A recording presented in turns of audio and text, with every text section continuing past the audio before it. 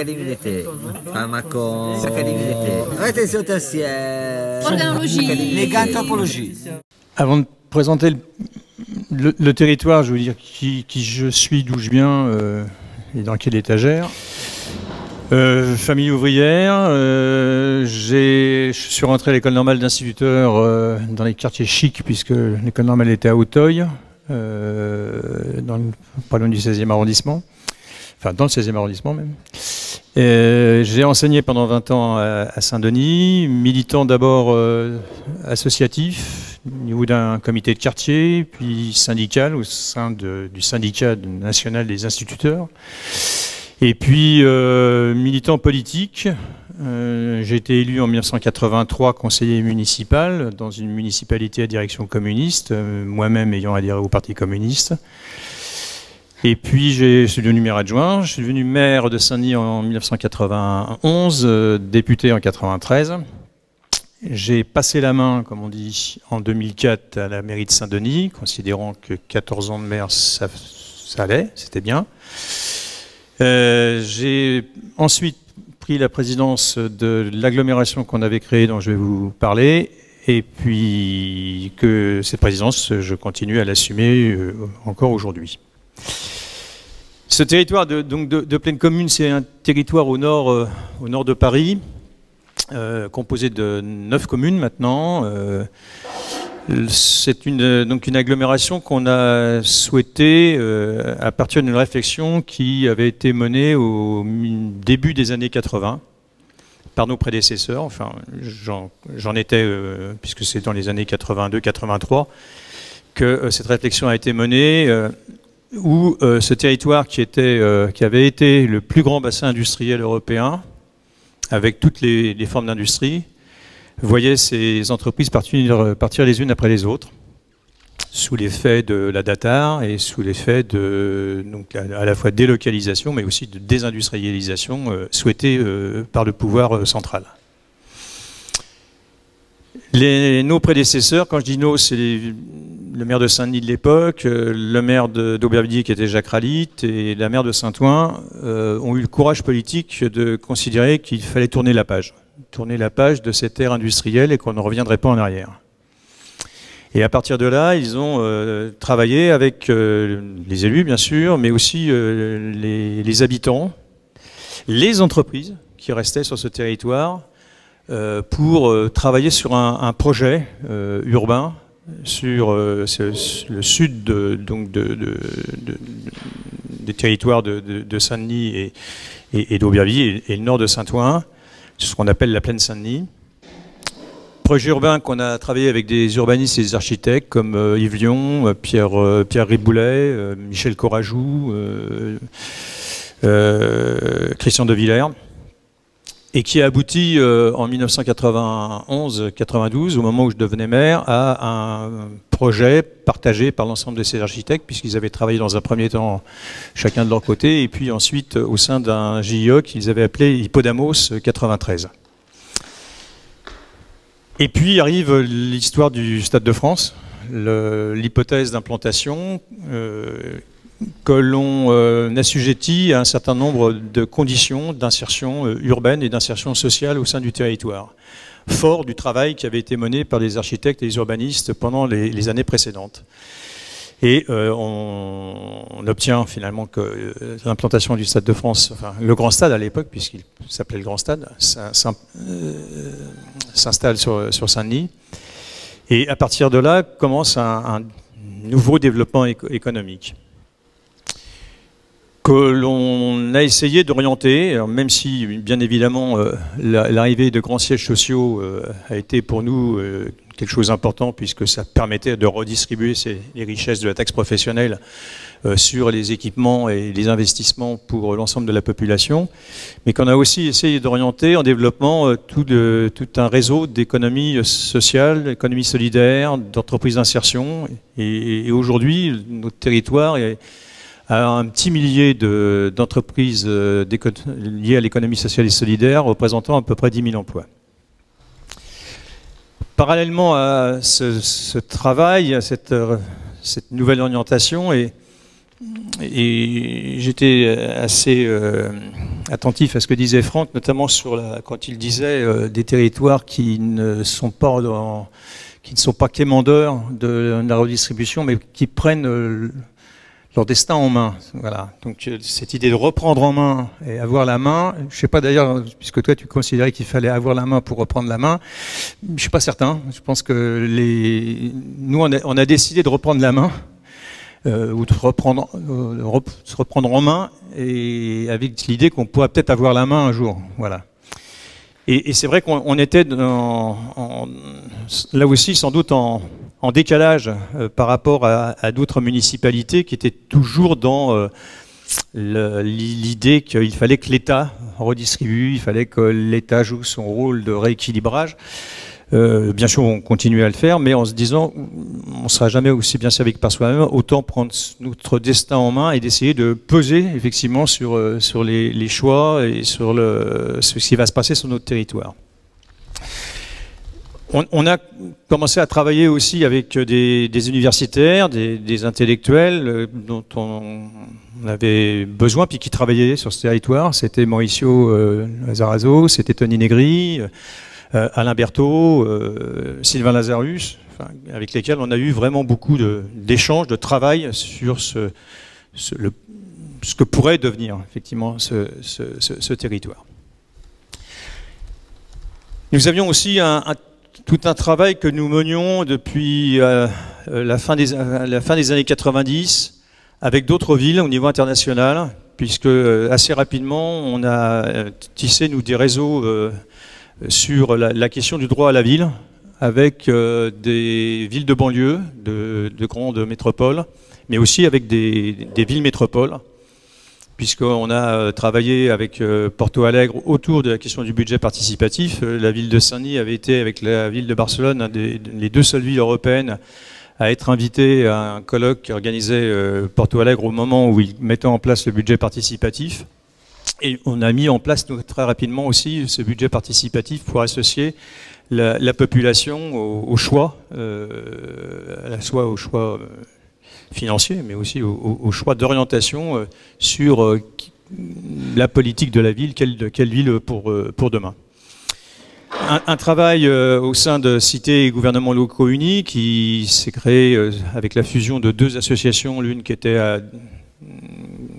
essentiellement anglophone et l'autre qui était essentiellement francophone, c'est-à-dire la FMCU d'un côté et Yula de l'autre.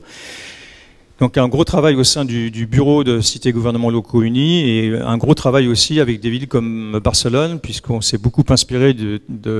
ce qu'avait fait Barcelone au moment des Jeux Olympiques de 92 avec le plan stratégique, pour travailler nous sur notre propre plan stratégique avec la construction du Stade de France. Tout ceci d'ailleurs ayant abouti, Bernard le rappelait tout à l'heure, au fait que j'ai été associé pendant 2 ans au travail sur Habitat 3, qui s'est donc achevé effectivement à Quito l'an dernier, il y a à peu près 1 an, et qui pour la première fois, je rappelle qu'Habitat c'est un rendez-vous tous les 20 ans, il y a eu Habitat 1 à Vancouver en 1977, Istanbul, Habitat 2 en 1997. Lors d'Habitat 2, d'ailleurs, l'ONU reconnaissait que les villes, les collectivités locales étaient déterminants dans la cohésion sociale et dans le devenir des villes, et donc me remettait au centre les collectivités locales, les pouvoirs locaux, dans le devenir des villes et de la planète. Et pour la première fois, Habitat 3, donc à Quito, a été reconnu ce droit à la ville qu'a évoqué Bernard, qui nous est particulièrement,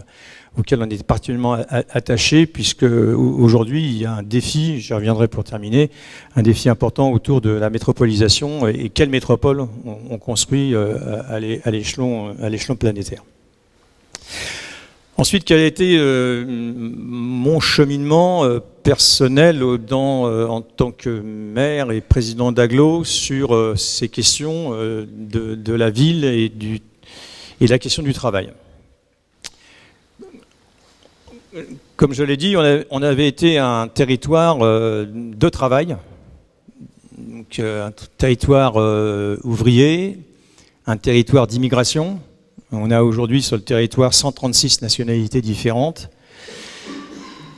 Un territoire marqué par cette désindustrialisation, avec donc des traumatismes urbains, mais aussi des traumatismes humains, des personnes qui avaient été laissées sur le carreau. Et au fil des rencontres, au fil des lectures, Bernard le sait, mon premier contact avec le travail de Bernard, c'était aimer, s'aimer, nous aimer, et ce qui faisait écho en moi, parce que sur le plan politique, on en voyait aussi les conséquences, c'était ce manque de nous. Et à partir du moment où il n'y a plus de nous, le je peut faire n'importe quoi. Donc tout ceci m'avait interpellé, surtout que sur le plan politique, on était aussi concerné par ces questions, avec notamment le fait qu'en 1986, Saint-Denis avait été champion de France du vote Front National, puisque ce parti avait fait 25% aux élections législatives, alors qu'il était à 7 ou 8% au niveau national. Depuis, on a inversé la tendance. C'est ça aussi qui nous a amené à réfléchir sur la question de la démocratie participative et le budget participatif, parce qu'on sentait bien qu'il y avait là un décalage profond entre la population et les élus. Donc première rencontre intellectuelle avec ce travail de Bernard, puis par la suite tout ce qu'il a pu développer. Parallèlement, on avait aussi sur ce territoire l'intuition que, vu ses caractéristiques, vu sa population, les conséquences des mutations du monde du travail, les conséquences du numérique, de l'automatisation, de la robotisation pouvaient avoir des effets catastrophiques sur la population de nos territoires, qui sont souvent les premiers visés dans cette automatisation. Je l'ai déjà dit devant Bernard, c'est normal qu'on s'entende de plusieurs fois, qu'on puisse se répéter. Mais j'ai eu, moi, dans l'espace d'une quinzaine de jours, 4 rencontres ou 4 expériences qui m'ont amené à dire, si on ne fait rien, même si on n'est pas à l'avant-garde et qu'on pourrait être pendant-garde, si on ne fait rien, on a devant nous une nouvelle crise. On dira que c'est une crise, parce qu'on n'aura pas su l'anticiper, et le politique en portera une grande responsabilité. La première expérience, c'est l'inauguration du nouveau siège de Siemens, où le PDG prend la parole, et au bout de 5 minutes arrive une petite voiture conduite par un gars qui ressemblait un peu à Ghostbuster, qui est à l'arrière, un immense robot de 2,50 m ou 3 mètres de haut, se lève, vient derrière nous et commence à nous parler en se présentant, en disant qui il était, en interrompant ensuite par la suite le PDG dans son discours en disant qu'il n'était pas d'accord avec lui, et ensuite repartant sur sa petite voiture et repartant. Le lendemain, nous avions une rencontre d'une association que j'avais créée en 1992, qui s'appelle Pleine Commune Promotion, et qui s'était appelée pendant tout un temps Saint-Denis Promotion, et qui visait à associer le monde de l'entreprise au devenir de la ville, et donc des liens étroits entre les chefs d'entreprise, les salariés et les élus. Et lors de cette rencontre de Pleine Commune Promotion, pendant les tables rondes, une imprimante 3D nous a fait, en l'espace d'une heure, la responsable directrice régionale de la Poste, qui avait signé avec nous ce qu'on appelle une charte entreprise-territoire, donc qui engage les entreprises avec le territoire sur les questions d'insertion, de formation et d'emploi, d'embauche des demandeurs d'emploi du territoire. Et elle me faisait état que, bon, à la Poste, on continuait à embaucher des facteurs, mais que toutes les personnes qui partaient en retraite au sein des agences postales étaient remplacées par des automates, et que il y avait de moins en moins de personnel dans les postes, et donc moins de possibilités de recrutement. Et puis, dans la foulée, discussion sur la même thématique, c'est-à-dire sur cette charte entreprise-territoire, avec le directeur d'Auchan, qui me dit, écoutez, je vais vous dire quelque chose, c'est que si il n'y avait pas de plan social qui était à la clé, je pourrais automatiser toutes mes caisses dans le mois qui vient et laisser sur la touche toutes les caissières. J'en garderai 3 ou 4 pour superviser et pour aider les gens, mais je n'aurais plus besoin de caissiers ni de caissières. C'est un peu de là, et puis parce que aussi on commençait à travailler avec Bernard, que je disais mais ce n'est pas possible que l'on n'essaye pas de peser, d'anticiper ces mutations. Ce d'autant que j'étais convaincu, et je continue à être convaincu, et de plus en plus convaincu, qu'il y a des compétences, des savoir-faire, des capacités, et c'est en cela que le territoire apprenant n'est pas du haut vers le bas, mais aussi du bas vers le haut, qu'il y a donc des compétences, des savoir-faire, des capacités dans nos populations. Et le fait est qu'on était déjà dans la construction, avec ces habitants, de solutions nouvelles par rapport au travail. Un exemple, l'exemple avec les cuisines de rue, des femmes qui faisaient la cuisine pour des fois l'immeuble ou une partie de l'immeuble ou bien pour des gens du quartier, et puis que l'on a rencontré, et puis qu'on a dit que si elles pouvaient se constituer en entreprise et donc valoriser ce travail, le rendre valorisable pour elles. Et aujourd'hui, ces femmes, c'est une entreprise qui s'appelle Pleine de Saveurs et qui répond à des appels d'offres et donc qui est devenue une économie marchande dans tous les sens du terme. De la même façon, on essaie de travailler aujourd'hui dans le cadre des projets de rénovation urbaine, puisqu'on a réussi aujourd'hui à convaincre l'Agence nationale de rénovation urbaine que la rénovation urbaine passe bien sûr par la question du bâti, la transformation des espaces publics, l'aide au milieu associatif, mais passe aussi par une reconquête économique de ces quartiers. Mais contrairement à ce qui s'est fait jusqu'à présent, pas forcément, là encore, en créant de l'emploi hors sol, c'est-à-dire en essayant de faire venir des entreprises ou des commerces qui viennent d'ailleurs, mais en partant des savoir-faire, des compétences des gens qui habitent ces cités. Et on est en train de monter aujourd'hui, dans un cadre d'un projet en rue sur Austin, d'intégrer la mécanique de rue, c'est-à-dire des gens qui font aujourd'hui la mécanique dans la rue, avec les nuisances que ça peut comporter et les rejets que ça peut aussi comporter au niveau des populations, pour les insérer sur un terrain ou un bâtiment qui leur permettrait, là encore, de rentrer dans une économie reconnue et formelle. Passer de l'économie informelle à l'économie formelle. Et ce qui est assez intéressant dans cette histoire, c'est que on a consulté tous les garagistes du coin pour savoir s'ils ne considéreraient pas ça comme de la concurrence illégale. Et ils nous ont dit, rien à voir, ils ne font pas le même métier que nous, parce que nous, c'est des voitures sur lesquelles on n'intervient plus, et d'ailleurs, on ne sait plus faire. Voilà. Donc on voit qu'il y a des gisements de travail, je dis bien de travail et pas d'emploi, des gisements de travail qui aujourd'hui peuvent émerger si on les prend en considération, et il y a sans doute plein d'autres exemples de ce type. En fait, ce qu'on essaie de développer, c'est cette idée que s'il y a effectivement la destruction du travail, il faut, à l'autre bout, en créer d'autres, en partant effectivement des compétences et des savoir-faire des gens. Alors c'est tout le boulot qu'on s'est assigné depuis maintenant 2 ans, avec y compris les chairs, et puis on va pouvoir entendre justement le travail des chercheurs qui ont commencé à plancher sur ces questions, avec cette idée. Et quand on est allé, on a donc une démarche auprès des ministres, à savoir de l'époque Macron, Mandon et Placet, merci. Et Placet, je l'avais oublié celui-là. Donc essentiellement quand même Macron et Mandon, qui nous ont donc missionnés sur un projet d'expérimentation sur 10 ans, avec cette idée de mettre en place effectivement à moyen terme le revenu contributif.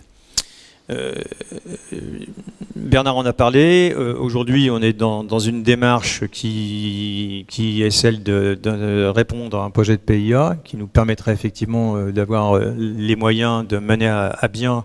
cette entreprise, ce travail-là, en lien avec d'autres initiatives dont là aussi Bernard a parlé, notamment Rêve de scènes urbaines. Alors, tout petit bémol, quand tu disais que c'était Vinci qui pilotait, on a surtout fait en sorte que ce ne soit pas Vinci qui pilote, puisque dans un premier temps, on avait refusé d'ailleurs, parce qu'on ne sentait pas bien ce truc-là. Vous savez qu'il y a une dizaine de projets, une vingtaine même, une vingtaine de projets de ce type en France, copilotés normalement par une collectivité locale et une grande entreprise. Et dans un premier temps, on avait refusé parce qu'on considérait qu'il n'y avait pas les garanties pour qu'on ne soit pas dans une sorte de processus de privatisation de la ville par ces grandes entreprises.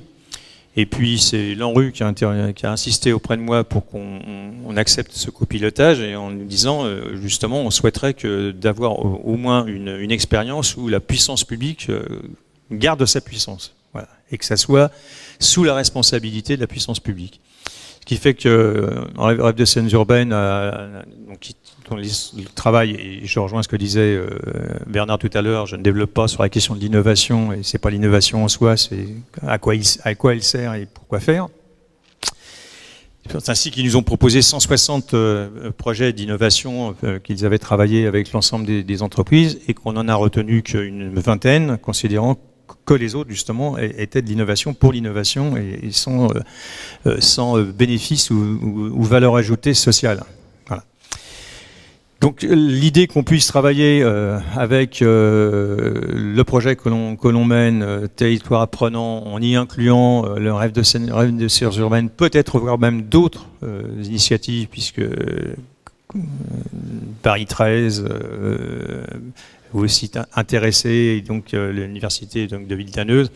Donc on voit bien que là on a un projet qui pourrait fédérer l'ensemble de ces expériences autour d'un projet particulièrement porteur, et qui aurait les moyens, surtout les moyens de se mettre en œuvre. Et puis juste pour terminer, deux, trois réflexions par rapport à des propos que j'ai pu entendre ce matin, qui font tilt par rapport à, enfin qui font écho avec la réflexion que l'on mène sur ce territoire. Alors, je l'ai dit déjà, mais quand Franck parlait de reprendre en main et avoir la main, c'est pour nous des choses importantes. C'est-à-dire qu'il ne faut pas attendre d'ailleurs, quoi. Il faut véritablement que l'on parte effectivement du terrain, et que le terrain se donne effectivement les moyens de reprendre la main et de reprendre en main, les deux. La question du propre qui a été évoqué, c'est aussi quelque chose important là, sur sur les deux termes, et je rejoins ce que disait Bernard sur la question de la propreté. C'est plutôt la question du soin qui est posée, et la question du soin sur ce territoire, elle est particulièrement importante. La question des déchets, on fait tout un travail aujourd'hui sur l'économie circulaire, de façon à ce qu'on puisse réutiliser le maximum de matériaux dans la construction. On travaille aujourd'hui avec une association, une entreprise qui s'appelle Bellastock, sur un certain nombre de sites. Et pour en prendre un exemple très concret, il y a un site industriel de La Courneuve qui était l'entreprise Babcock. La Banque de France vient y installer son